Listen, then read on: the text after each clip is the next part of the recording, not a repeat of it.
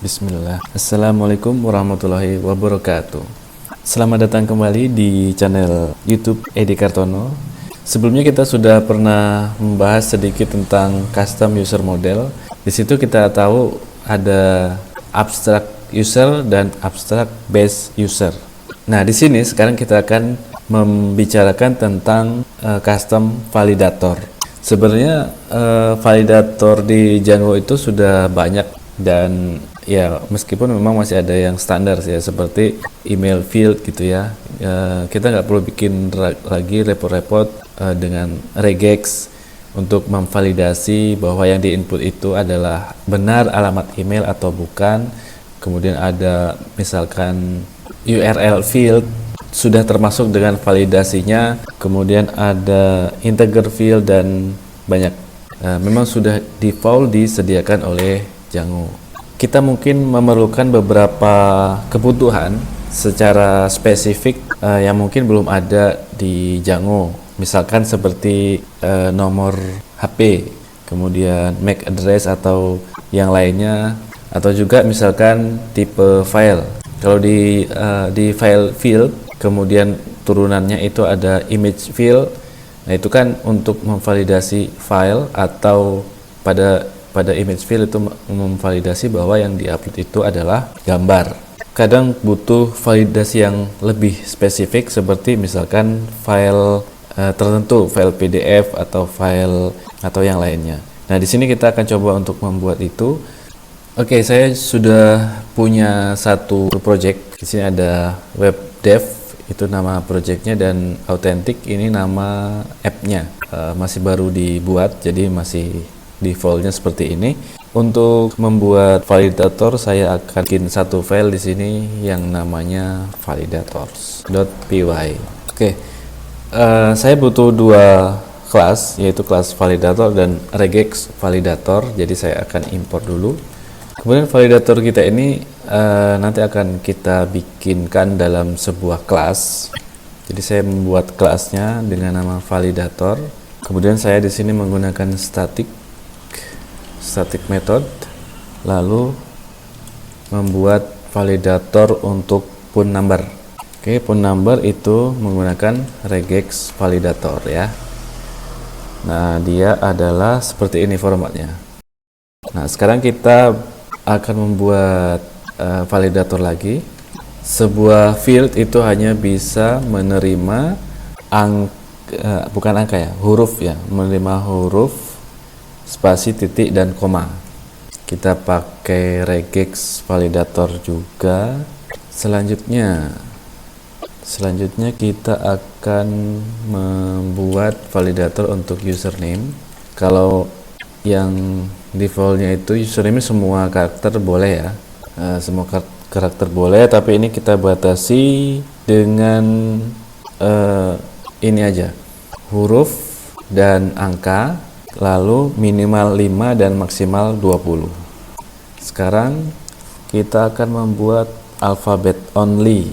Alphabet only itu berarti dia hanya seperti ini aja ya, hanya boleh huruf saja.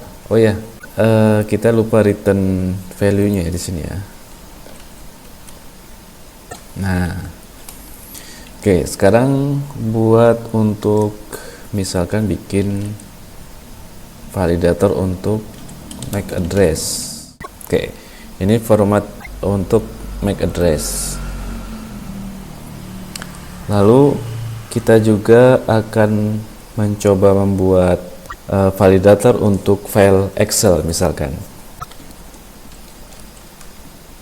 Nah, di sini kita butuh Python Magic.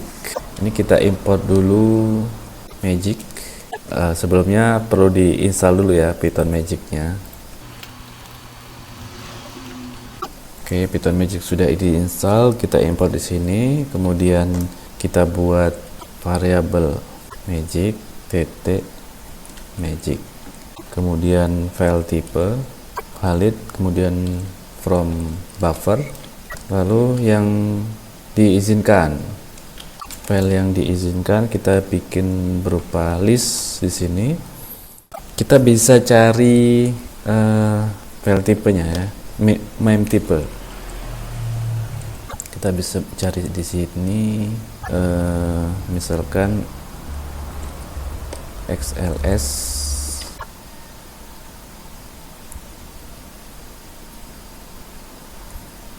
Ya, kita ya ambil ini. Kemudian yang ini yang XLSX, kemudian boleh open dokumen.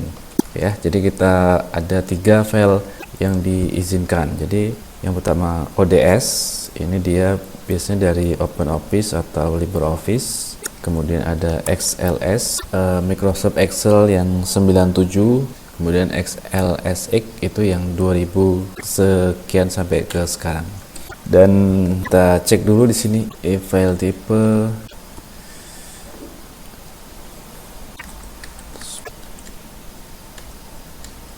Oke, kita sudah buat validatornya, beberapa contoh validatornya kita akan lihat.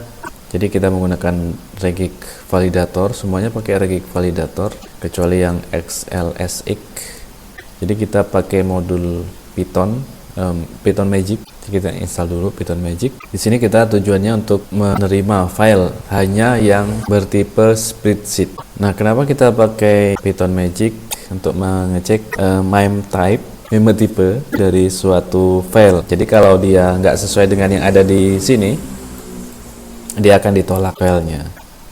Kalaupun kita mau pakai regex itu bisa aja, tapi kita perlu menyesuaikan dengan pola-pola tertentu yang mungkin saya sebenarnya nggak tahu pola regexnya seperti apa untuk yang validasi file Excel. Bisa aja kita memvalidasi ininya ya, ekstensinya. Itu bisa salah karena file itu ekstensinya bisa diubah gitu.